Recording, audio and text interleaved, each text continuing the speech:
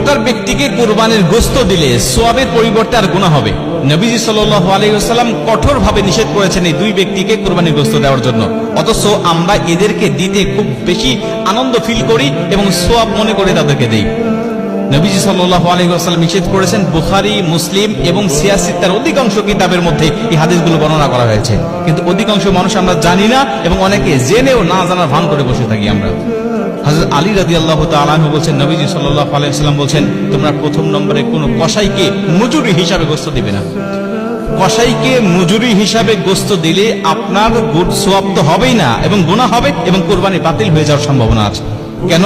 কারণ আপনি কসাইকে নিযুক্ত করেছেন, আপনি অবশ্যই কসাইকে পারিশ্রমিক দিবেন, তবে গোশত নয়। আপনি যেই পশুটা কুরবানি দিয়েছেন এই পশু থেকে আপনি মজুরি হিসাবে সেই কসাইকে দিবেন, এটা নবীজি সাল্লাল্লাহু আলাইহি ওয়াসাল্লাম কঠোরভাবে নিষেধ করেছেন।